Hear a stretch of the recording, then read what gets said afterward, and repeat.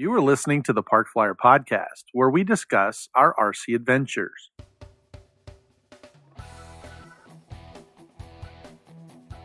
Welcome to the Park Flyer Podcast, where we discuss the ups and downs of the new RC Flyer. Join your hosts, Michael and Jay, as they take flight at the park. Now on with the show. Welcome to the Park Flyer Podcast. I am Michael from Arizona. With me always, good friends. Jay from the hills of Texas. And Shannon G. in Mesa AZ. And we'd like to welcome you once again to this week's podcast. We have some really good feedback. We posted our YouTube channel, so if you're not subscribed on our YouTube channel, please go there and give us a thumbs up and a like. We were able to have Scott with us last time, and we got a lot of good feedback from his group. So we're excited about that. Also, you can check us out on any of your podcast sites, whether it be Apple or Spotify or Amazon or whoever. I think we're on all those. So yeah, we're glad you're here. We love to hear from you. So please reach out and send us a note if you have time.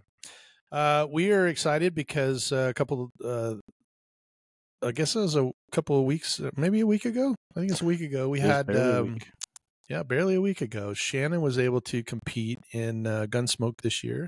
Again, you competed last time, I think, and got it. So we're going to talk a little bit about Gunsmoke, what it takes to get there. Shannon did really, really well. So why don't you kind of take us through what were you thinking when you got to Gunsmoke? What was I thinking? How did you get there? What was I thinking? Well, it started a long time ago. No, I was just kidding. But anyway, They made me go. so I competed in Gunsmoke last year, and then the that galaxy led into far away. Then that led into competing in the Scale Masters Championship, which is October, and I got fourth place there. So my goal this year was to go up a notch at least. So that was my goal. I competed. I know what to expect. The big difference this year was Gunsmoke had traditionally been under the Scale Masters rules of the scale competition, and there's the competing or accompanying rules that are under what's called NASA, the National Association of Scale Air Modelers, I believe is the proper term for it. And so Gunsmoke switched to those rules, and it's not that they're that much different. There's a few things that are different, kind of more advantageous to probably the average modeler, if anything. So that was just the contest director's choice to change that. It's not a good thing or a bad thing. It was just a change that was decided to be made. So just had to be prepared to deal with that. So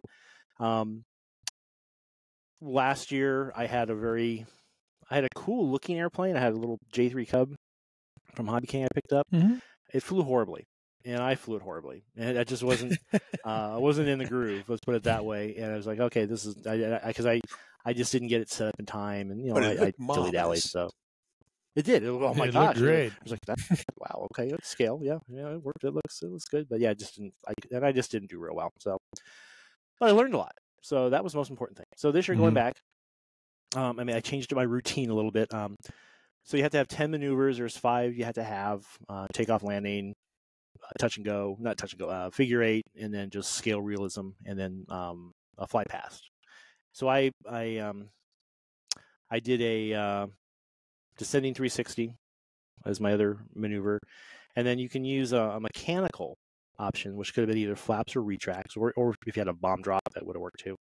I opted for the flaps. I could have gone retracts, and I'm kind of thinking maybe I should have. But anyway, so I chose those to go along with my missed approach and my landing. So the first day, Friday, it was a 2-day event. Did 2 rounds on Friday, 2 rounds on Saturday. We don't have to do, since I was in the Pro-Am sportsman group, well, we don't get the full scale judging as far as the documentation and everything. Basically, I had to show a picture of the aircraft. Well, I was flying the T-28 Trojan that I won at AEF and dolled it up, and I posted pictures of it. I did some panel lines and got some graphics and calligraphics. It looked nice. I mean, it was, I definitely could have even competed in the next level up if I wanted to. Wouldn't have done very well, but it was just, just wanted to be pretty. What's the next level up? Yeah, what's the next level up? What is it? I forget all the categories now. I think it's not, if it's not expert, it's open. It's one of those two. And then there's, I forget all of the categories. I apologize. I should have done my homework. Right. I was just focused on mine. But Gotcha. so there was so I was prepared for that. They were just like mine, and there was and then there was another T28 in the Pro-Am, the next level, Pro-Am Pro, like the next level up. So we had a bunch of T28s. It was great, and almost every plane except for like 2 were yellow. So there's actually pictures on the Gunsmoke website of all of the yellow planes. So there's like a Stearman, a Cub, and then all the T28s. So it was kind of, and a Jenny. So every other plane was like yellow. So it was kind of cool that we had just all yellow airplanes. So Friday, the weather was very windy. And I don't mind flying in the wind, but it was really windy. So my first round, I didn't do too bad. I think I goofed on my figure 8 was lousy just because it was getting blown all over the place. And then I think I did okay my descending 360. Using the flaps, I think I botched the landing just because I came in way too long, and that was just because I kept trying to adjust for the wind. I just brought it in too long, so whatever. And then the second flight, I almost didn't do the second flight because it got windier. So I mean, there was people that did not do it. Of the 4 competitors, I was the only one of 2 that did the second round on Friday. Everyone else kind of sat it out. But I want to get my best shot, so I do fluid. I didn't do that bad. It was almost I think my score was the same. I had the exact same score for both rounds, 83 points. I think I got out of 100. So I got that. So then Saturday rolled around. Saturday was much better for the most part. Hardly any wind. It was just a little breezy. But then my third round was really, really good. I think I got like 90 something. But then my fourth round, the wind picked up right as I was getting ready to land, and I kind of just botched the landing. So it took me down a notch or two. But the winner in the Pro-Am, in my Pro-Am sportsman, Steve Gladstone, this is his first scale contest, by the way. But he's a longtime flyer. He flies turbines. I think Mike, you know him. So he brought out his turboprop PC-21, Pilatus PC-21 in the Swiss colors. Wow. And that was his plane he was competing with against, 2 other T-28 Trojans and an E-Flight F-86 or F-16. Because the other guy that did it was his first scale contest. This guy Alan, great guy in my club. I give him kudos beyond belief for attempting to do this after only been flying for like 8 months. And he flew with an E-Flight F-86 or F-18, F-16. Oh wow! And he was worried about getting all maneuvers done in the time frame. And he actually had a broken aircraft, like the fuselage was cracked, so it was acting really funny. And then he had like a backup plane, like he had a backup F-16. Just like the real Thunderbirds. So. Yeah. But and he he didn't his maneuvers were not he wasn't quite there, but his drive and his will, I'm like, okay, you got to keep doing this because you're the right kind of guy for this. And he learned a lot. Yeah, and sure. He had so much fun. But back to Steve, turbine and giant large scale turbine. I think you've seen his plane. You probably at an event probably. It's just that big PC-21 turboprop. I think a couple guys have them. I don't know who makes it anyway. Is it Carf? Yeah. Okay.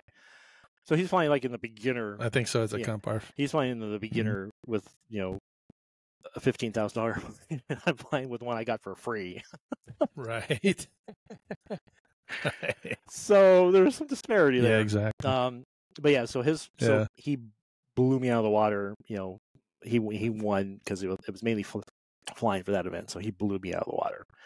Right. Guy ahead of me, Ollie. He's one of our older club members. He did really well. He was flying T-28. He just did some of his maneuvers a little bit better than I did. He was practicing a lot more than I did because he can go out and practice because he's retired. So. Right. But but it was just fun. We had a great time. I was helping. And then Paul Stenberg came over from California. He competed and he was in the next class. He got second place, I think, in the Pro-Am Pro level, so good for him. And he was flying a T-28 also. That is very cool. It was a good weekend. Cool. We were all done by like 1:00 on Saturday. So it was a really two rounds on Friday, 2 rounds on Saturday, and we didn't have as many competitors. I think because of the change in the rules, some people just didn't know what they were. Some people were showing some solidarity towards the other rules, so they're going to compete in another event in another state because we don't have another one here. So, but overall, it was a great event. Tim Dickey was the CD, did a great job, and I brought home a piece of hardware, got third place, so I'm happy. That is Nice. impressive. So that it's always good to hear that Shannon wins Something. awards. Yeah, I got a couple awards the last 9 months, so I'm happy. Oh, you have. So tell me if this is the so I have the Pro-Am Sportsman. That's what I flew in. Which I think is the entry level. And then they have the Pro-Am Pro, which is kind of the same thing, but like if you win the Pro-Am Sportsman, you go up to the Pro-Am Pro, and what's the difference? I think you get some different points. They don't require full documentation, only proof the aircraft for a maximum of 5 static points, allowing for virtually any type of aircraft to be entered. Then you have Advanced, which is a category for pilots who built their aircraft or purchased their as part of a team. The entrants provide fuel documentation for static judging, and the same as the team and expert categories. Then you have a team, which is for more than one, and then the expert, which is for the builder and the pilot who builds and flies his own airplane. So that's pretty cool. Well, that's very amazing, and a good turnout. You said it was a little low. We had 13 pilots. We were expecting about 25. Yeah, so it was a little lower than we expected. But again, with the change in rules, I think some people just were a little leery of it. I mean, the NASA rules are basically kind of like the AMA. Like if you go to the NATS and compete in the scale competition up in Muncie, it's those rules that they fall under. So, and like the team scale, that's one of the things that's different between Scale Masters and NASA this year is they took the team scale out of Scale Masters. So even if you qualify, because if you qualify, like I qualify for Scale Masters now, if I really want to go, and it's over in California in October, so I might go. We'll see. But they don't have a team scale, so you can't really do anything other than go to the NATS with it. So that's kind of a bummer. Right. Yeah, it's kind of a bummer. Yeah. Well, we congratulate you for a third place win. That's all. That's kind of cool. And if you saw all the pictures, I'm wearing my Park Flyer podcast hoodie. So I know we did. We saw that. Yeah, my wife even commented on that. I was like, okay, that's who I'm. So I'm part of the factory. The factory cool. team. So Mike, I thought you were going to come as well. I was thinking about it, but I had to work, so. I didn't get back until actually I could have gone on Saturday. But then I would have only been able to do like there was people that only did 2 rounds because that was actually one of the things that was cool about it. And I probably should have communicated that to you too. That because there are some people that just couldn't commit to a Friday. They said they take the best of 2 rounds. So if you only do 2 rounds, then that's what you get. So you only do 2. So you can only there was I think one person. We expected a lot more people to do the 1-day option. And they just didn't show up. But we did have at least one that showed up, and I think Noel Hunt. He did first or second place in something. He's phenomenal with what he makes. He's in the expert class, so he's up there. Yeah. Oh wow! Yeah, there you go. Yeah. So, well, so my T-28 when Shannon and I were out at the event here, the Warbirds and Classics event, I flew the flaps completely off of the thing. And I say that in jest, but it really did happen. So, Shannon and I flew around, and Shannon's actually got a secret about that event too. I don't think he's told, but Shannon and I finally, he was putting his together for that event, and then I had mine all ready to go. And so we had already flown mine several times. And so I was like, Shannon, come on, let's go. And so we went and flew it around. Well, one of the fun things to do with that thing is to drop the flaps and just see how slow you can get it, right? And just drag it through the air. But it requires a little bit of thrust and, a little bit nose up attitude, and it's just dragging the flaps everywhere. So I spent, probably, half the flight with the flaps hanging down, just doing these really slow flybys. Anyway, I came down on we flew once or twice, and then Shannon and I did like a formation flight, and I was telling him, man, your airplane's like, I don't understand. I can't keep up with you. It's not reacting weird. Yeah, I remember there was a reason for that. There's a reason for that. Okay, I remember that story. But yeah, when I got home, or actually when I got done with that flight, went up to go fly it again. One of the guys basically said, "Hey, your flaps are kind of flappy." And as I flew by, the flaps were actually moving like a bird's wing, and they were flapping. And I was like, "Well, that can't be good." So I put them back up and then flew it around. I know when I touched down and I got it over to the bench or to the table, I realized that I had stripped both of the flap servos. So that's hard to believe. So they're just totally stripped I mean, out. I've seen people fly the heck out of that thing, hard to especially you've seen believe. Allie fly the heck out of it, and it's yeah, but he's not doing it with the flaps sometimes down. I mean, there's a lot of maneuvers he does with the flaps down. Yeah, sometimes he does, but I think maybe you just pushed the limit of the flaps there. Probably just pushing it a little harder. So mine, yeah, probably.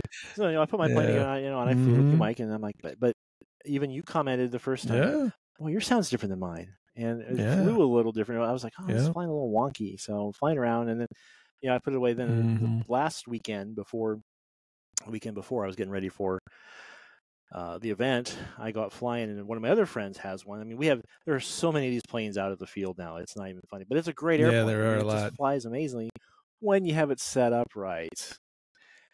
And my friend's like, there's something wrong with your plane. I go, okay. And I look down at his plane, and I'm like, wait a second. Is my prop on backwards? Sure enough. My prop was on backwards from day one, and that's something you put on yourself, and that's a testament to having a very powerful motor on there.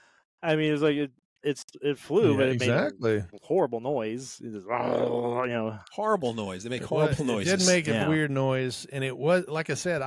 I kept asking him if he was at full throttle. I'm like, "Are you at full throttle?" He's like, "No." I was like, "What is wrong with your plane?"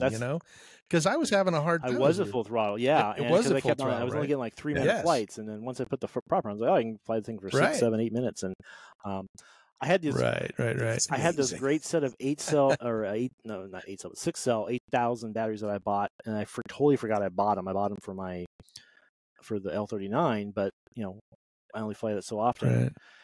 And so I started using those, and those things are perfect for this airplane. I mean, they give you that little bit extra weight, so it feels a little bit more meaty. And I can fly the thing for like almost 10 minutes with good throttle management. I mean, when I was coming down for my full routine, I didn't even worry about the timer on my, when I'm doing my routine. I just did my routine. I had to loiter a couple times. Really funny story with Steve's plane. So Steve and I were both flying, where there was like 3 different flight stations. So there's usually at least 2 planes in the air. So me and Steve were flying, and your box is a little to the left or a little to the right of each other. So he's flying his big turbine, I'm flying my plane, and there was a couple times where we got really close. And there was one time where it was like, we did not like that. And so Steve, politely asked, hey, can we fly, stagger the times, because I've got a little bit more money in my airplane than he has in his, and I understand that, right? For a competition, I totally get it. I do. So he opted to fly a little different, and Tim was really good about that, because I was calling for Paul, calling off his maneuvers. He was calling for me, so we had to jump back and forth. He was on a different flight line, and then I was calling for the other 2 guys besides Steve in my class, Ollie and Alan. Right. So you can tell it's not, I'm not out there to, beat everybody per se, but it's all about, we're all having a good time, and we're all, competing. Sure. And I think it was really a good weekend. So. Well, that's awesome. Well, I'm sorry I missed it. Like I said, I was having to work. I got back too late to kind of get over there, and we I really don't know what airplane I would have flown. We got some time to plan this. So the Scale Masters event is in Hemet, California, which isn't too far away from here. It's the weekend of my birthday, October 10th to the 13th. Oh. So I'm almost thinking, okay, I think I'm going to go compete for my birthday in Scale Masters. So, anyway, you guys could come along. We might have to do that. Could make it a celebratory weekend, a birthday weekend, weekend, flight crew, and so there you go. That's true. We could do that. Think about it, guys. Put that down. So that'd be kind of awesome. We'll put that on the calendar. I do. Although people are actually, Barry just asked me, he's like, are you going to Fresno? And I go, for what? And he goes, well, there's an RC event up there. I'd really like to go. And he's like hinting around, I started laughing. I was like, do you need the motorhome? He's like, yeah, well, that'd be nice. I'm like, okay. So that is why I bought it.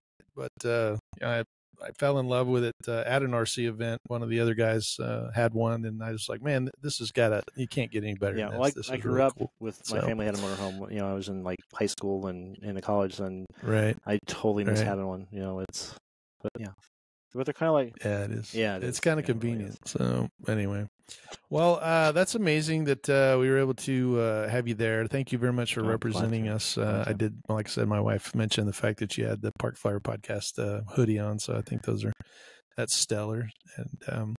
And then if you haven't seen already, I kind of finally got my gift in the background here is one of the Motion RC OV10s.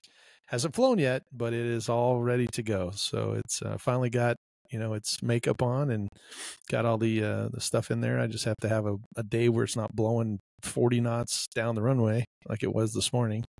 I had plans to go out and maiden it, and I walked outside and my flag pole is just sticking straight out. I'm like, okay, well, that's not a good day to maiden a new airplane. So possibly go wrong? I could have, but whatever. And I had some other events, some not real, but full scale stuff I had to do as well. So I actually went out to that. But I'm excited about it. Did you synchronize your motors? I did. Oh, okay, good. Well, how do you synchronize? What do you mean? Basically by making sure they're kind of calibrated the same way. Meaning that they're both motors are calibrated and they start at the same time and they stop the same time, and you can also throw on your watt. I'll send you a video and you tell me if they start and stop at the same time.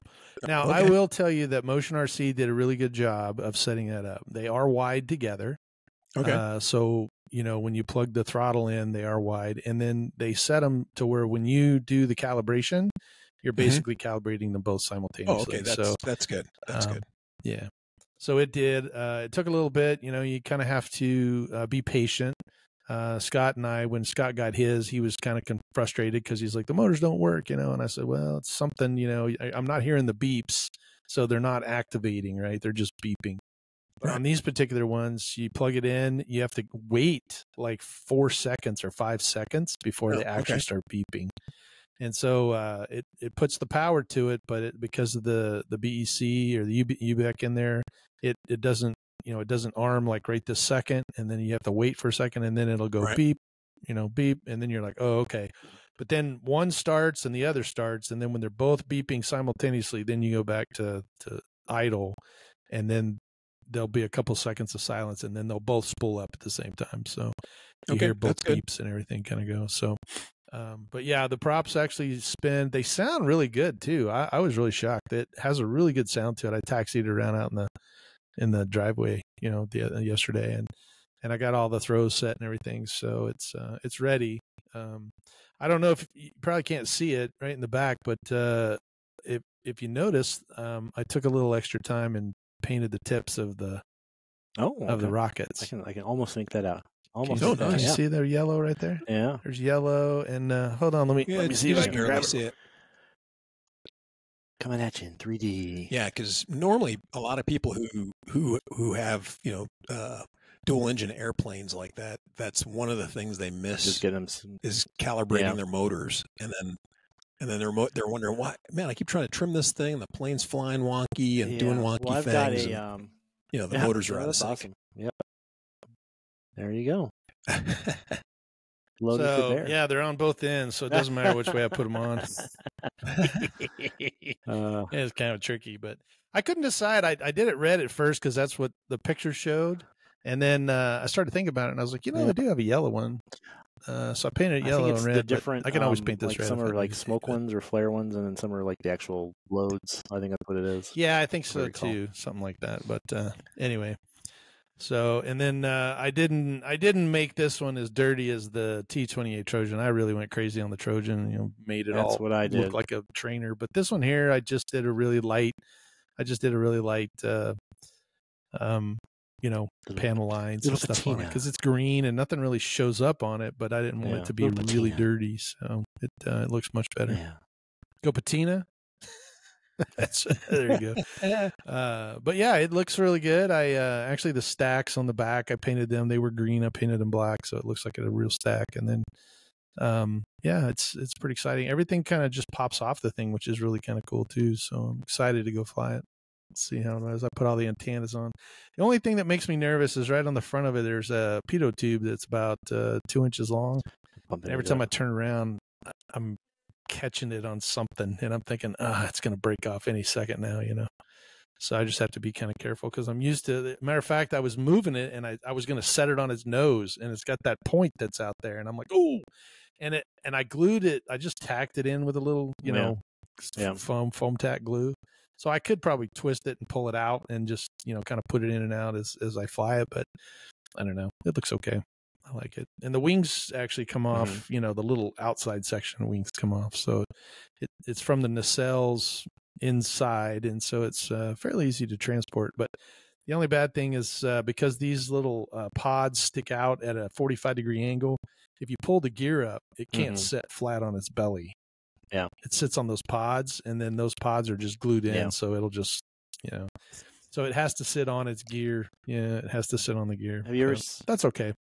I'm sure I could probably build one of those things that holds it. When they were one of the competitor aircrafts to this that Lockheed made, it was a very similar design, but it had really stubby wings, even stubbier than the real OV-10. You can look it up. Like, I forget what the...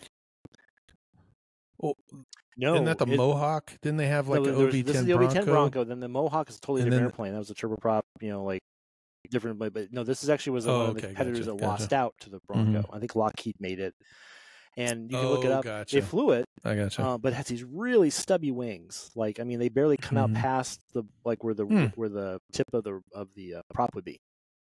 And so that was one of the competitors. So it was very similar, but I think they went with a more conventional. If you want to call that a conventional aircraft at all. Yeah, go figure. Well, it's funny because Barry saw that I had this sitting on the table. He FaceTimed me for something or whatever, and he's like, "Hey, where'd you get that airplane?" I said, "Oh, my friend Scott," and I did some work for his friend Dave, and the two of them kind of went in on it. And Dave said, "Hey, I want to do something nice for Mike." And Scott's like, "Yeah, well, I have this airplane, and I want Mike to have it too." So they pitched in, and it showed up at the, on my front porch, and I'm like, "Great, another project," But I'm pretty excited about it. And anyway, Barry saw that he had it. So about 10 minutes after he saw that, I got an email that someone is selling their Hangar 9 version. And he's like, "Hey, I got this one." Because those are all, they're not, they're out. They're out. So you can't order them. I don't know if it's been discontinued or if they're just out of stock. I can't remember, but they may have discontinued the run. But anyway, he's like, "Hey, look what I found." And I'm thinking, I already have so many big airplanes in here that it's going to be difficult to store. I'm going to need to build another shop out the back. So my wife's already talking to me about it. She's like, we could make this my office and put yours out in the back 40. I was like, yeah, I guess you could. I don't know. But it's kind of difficult. I was like, yeah, bring it on. So now it's like I'm running out of storage space. So and she'll shortly thereafter change the locks on. But yeah, that's probably true too. That's probably true. What else is on the news? Oh yeah, the Zeroli Bearcat got. I brought it in and stripped everything off of it. It's down to the bare bones, so I'm starting into that. I found some damage in some of the wings and the gear, had been torn out, and so I have to redo some of that. Anyway, I wound up, just go ahead and I just ordered a new wing set, so I'm just laying up the wings this week and have it sitting over on there, and the new gear, it's all going to be new. So the wings the wings are laid up now. They're not glued together, just tacked with CA. So it's just all sitting there, but I'll get the epoxy out when I get a little bit extra time and kind of glue everything in. And then I got to seat it into the saddle of the airplane, the fuselage, to make sure that it all seats correctly. And once I do all that, then I'm really seriously thinking about making this an electric. I think that'd be awesome, personally, for this next year.